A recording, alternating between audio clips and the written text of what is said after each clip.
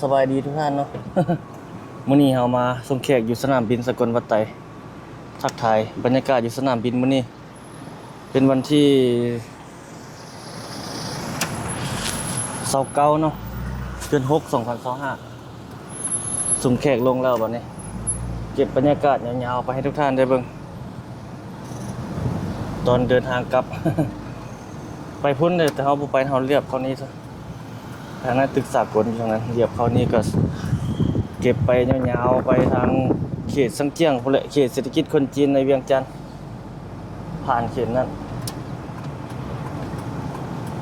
หลายจุดหลายบ่อนในเวียงจันทน์เฮามื้อวานนี้มันบ่มีน้ำท่วมถนนหนทางเนาะมันบ่ได้ตกแรงหลายนะ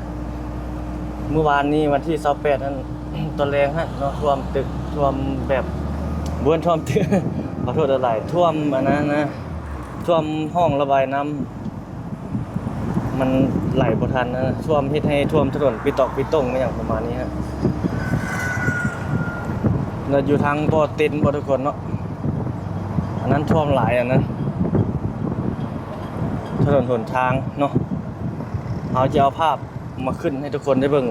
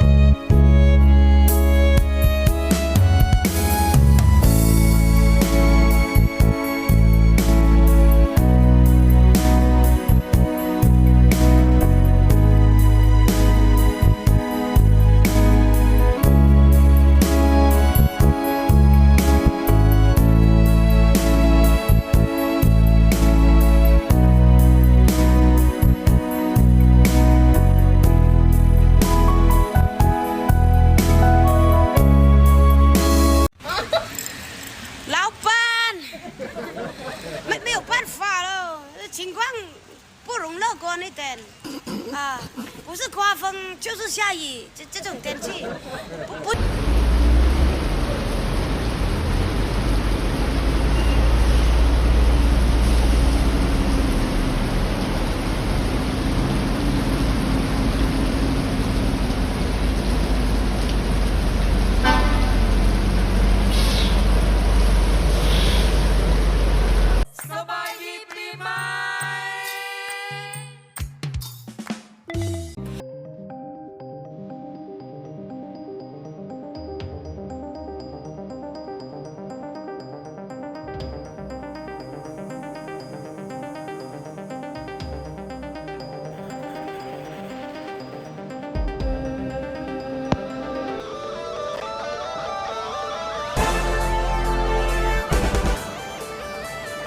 เมื่อวานนี้เราไปอัปเดตเบื้องน้ำทางหน้าเมื่อวานนี้ มื้อนี้สิอัปเดตไปทางนี้มื้อนี้มื้อแรงมื้อใดจะไปอัปเดตเบื้องน้ำคลองเนาะมันน่าจะขึ้นแล้วแหละน้ำคลองเนาะเพราะว่ามันอันนั้นละฝนมันก็ครึ้มๆอยู่แต่ว่ามันคือที่ตกอยู่เด้เพราะว่ามันยังแม่นฤดูฝนอยู่เนาะอันนี้เราเว้าบ่ได้ว่ามันจะเซานะการสัญจรอยู่ในนครหลวงเวียงจันทน์เฮามื้อนี้ประมาณนี้แหละเขตเมืองสิโคตะบองเฮาออกมาแต่สนามบินสกลวัดไตเนาะ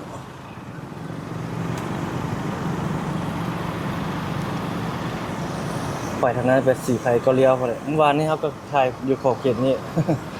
มื้อนี้มาเวียกมาส่งแขกก็ถ่ายอีกโรงแรมเอที่วัดไตแอร์พอร์ตทางหน้าหลายสั้นอยู่ด้วยเนาะ2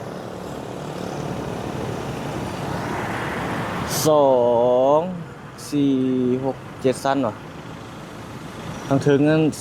3 6 7สั้นเนาะ7 8สั้นนี่แหละเบื้องนั้นเงินและดินให้เศร้าติดป้ายแดงๆมันก็ง่ายอยู่ฮะใส่ภาษาจีนนำเลยสุดหลายไม่ได้จีนในมาเศร้ายามนี้เนาะคนลาวเฮานี่ก็ มีอยู่แต่มันบ่ได้หลายส่วนหลายก็จะมีแต่คนจีนคนลาวเฮานี่บางท่านบางคนนี่ก็คิดบอกว่าจะเฮ็ดหยังนะเฮ็ดทานอย่างดีเนาะค้าขายอย่างดีเนาะมันอย่างประมาณนี้ฮะ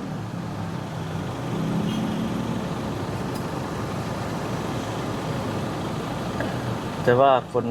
จีนเขาเจ้ามีนั้นอยู่แล้วมีแผนอยู่แล้วเขาจึงมาบ้านเฮาหลายเฮ็ดทานให้หยังเขาเจ้ามีทุนมาเฮ็ดนะว่าซั่นซะบ่อยู่บ้านเขาก็หาเงินแบบจังจังมันมันหลายคนอยู่บ้านเขาก็คืออยู่บ้านเฮามัน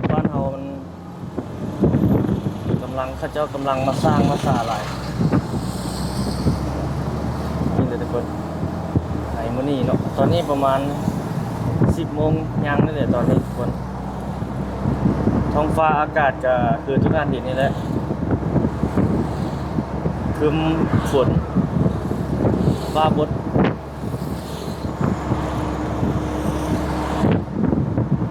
เขาจะผ่านเข้าไปเขตสังเจียงแล้วซอดออกไปทางนั้นคือเก่าเนาะกลับบนเอาที่เวียดนั่นแหละไปบนเวียด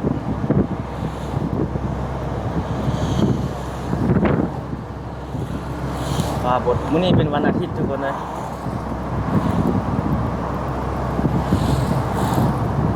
รถรางพาหน้าก็จะบ่หลายปานใดเนาะพักเวียดพักการหลาย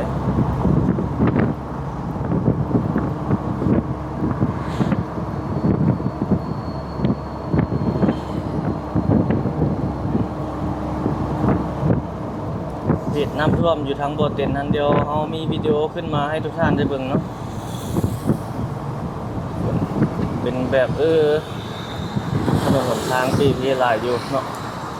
ภาพวิดีโอก็ผู้ที่เพิ่นอยู่ในเหตุการณ์อยู่ในขอบเขตนั้นนั่นแหละมันถ่ายลงเฟซลงอย่างเนาะFacebook หรือว่า TikTok นะ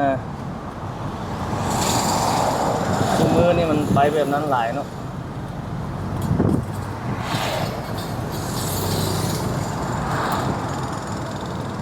คันทางหน้าในคนจีนเนี่ยของเราครับ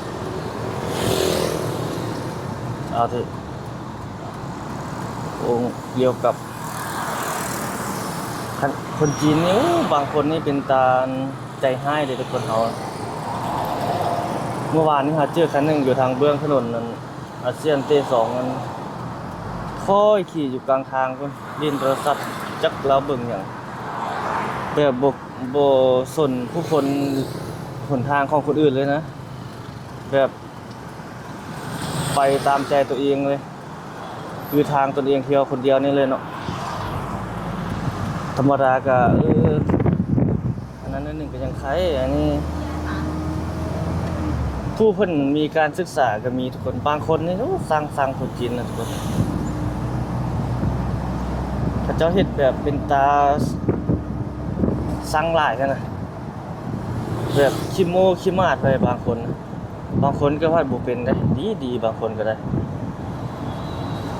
ดื้อบางคนมาอยู่ลาวเฮาบ่ย้านหยังอันนี้เฮาเว้าตัวจริงเด้เฮาอยู่นำเขาเจ้าเด้ทุกคนเฮาก็อยู่นำคนจีนคือกันเด้ เฮาจึงฮู้นิสัยเขาจะเฮาจึงมาเว้าให้ทุกท่านได้ฮู้ได้เห็นได้ฟังเฮาความรู้สึกของเฮาอยู่นำเขาเจ้าเป็นแบบนั้นผู้ดีก็ดีผู้บ่ดีก็บ่ดีผู้มันเฮ็ดเป็นตาสังก็ตาสังเด้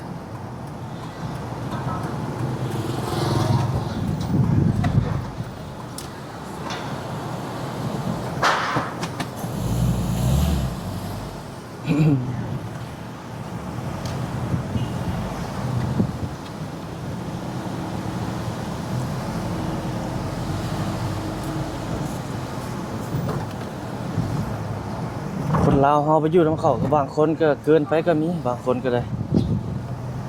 ในสัมภาษณ์เฮาเว้าเนาะ ผู้ที่ไปอยู่นำเขาเจ้านะไปเป็นหน้าเขาเจ้าแล้วแบบเฮ็ดใส่คนลาวเฮาเองนะเป็นนั้นก็มีก็เฮ็ดแบบนั้นก็บ่ดีเนาะ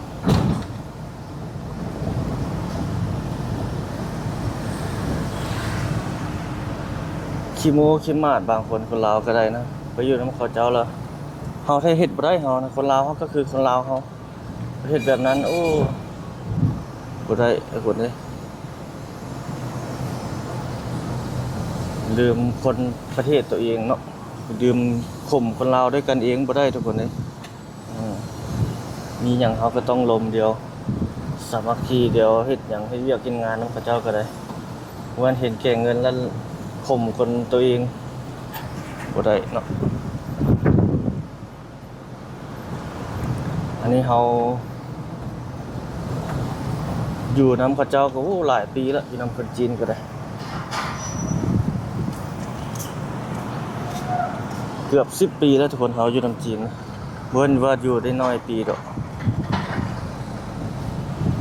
7-8 ปีฮู้หมดนิสัยของเขาเจ้าเนาะเขาก็ผ่านผู้คนหลายอยู่นำเขาเจ้าก็ได้บ่เป็นพบแต่คนเดียวเด้พบผู้มากหน้าหลายตาเลยแหละนิสัยคนก็เพิ่นก็ผู้ดีก็ดีแท้ดีว่าผู้มันบ่ดีก็บ่ดีผู้บางคนผู้เขาเจ้าแบบนั้นน่ะแบบคือว่าหากันผู้เขาเจ้ามีแท้มีเงินหลายแท้เพิ่นอีกแบบนึงได้ทุกคนผู้มีแบบปานกลางนั้นมันจะโอจะอวดนิดนึงครับ ผู้เพิ่นมีเพิ่นอ่อนน้อมถ่อมตนก็มีเด้หลากหลายรูปแบบคนเฮาอยู่นำเขาเจ้านี่เฮ็ดหมดทุกอย่างผู้เป็นอะไรก็มีคนอยู่ในสังคมเนาะคือเราเว้าหั่นแหละเพราะว่าแต่คนจีนคนลาวคนไทยคนเวียดนามคนประเทศอื่นๆเนาะเป็นแบบนั้น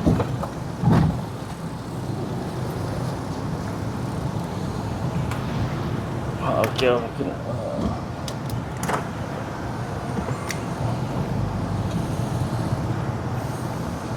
ผ่านมายามเช้ามื้อนี้ประมาณนี้ให้ทุกคนได้เห็นโอ้ทางหน้ากำลังเร่งมือเร่งตีนก่อสร้างเฮ็ด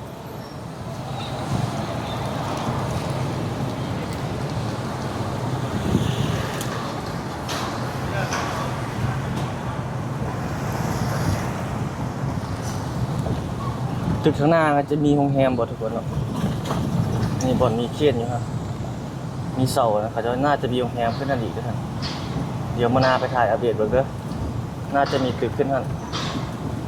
อาจจะแวะเข้าห้องนี้เด้อทุกคนไปทางใหญ่มันรถติดแล้วนะ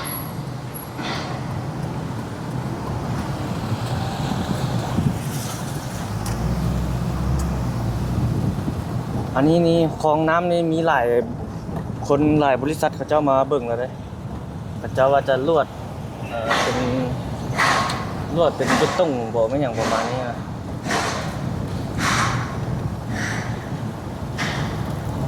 อ๋อผู้สาวอาหารตัวหมาเนี่ยยาวหลายเลยไปโรงแรมเขาอยู่แถวนี้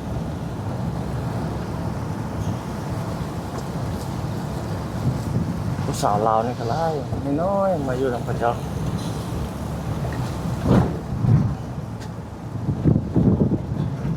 16-17 ปีส่วนหลายมาจากเขตเนาะ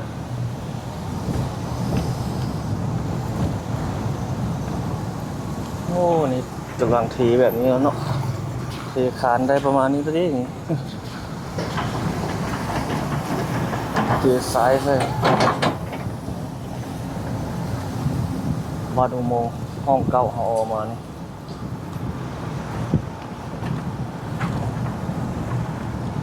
บรรยากาศในห้องหมอวันคนเต็มอยู่ถึงแปลง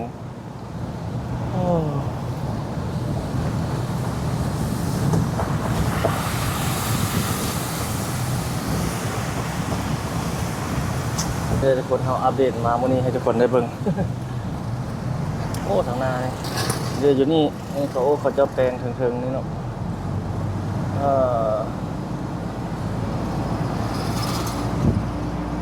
ประมาณนี้ทุกคนขอบใจทุกท่านที่เข้าติดตามรับชมเนาะพบกันใหม่สบายดี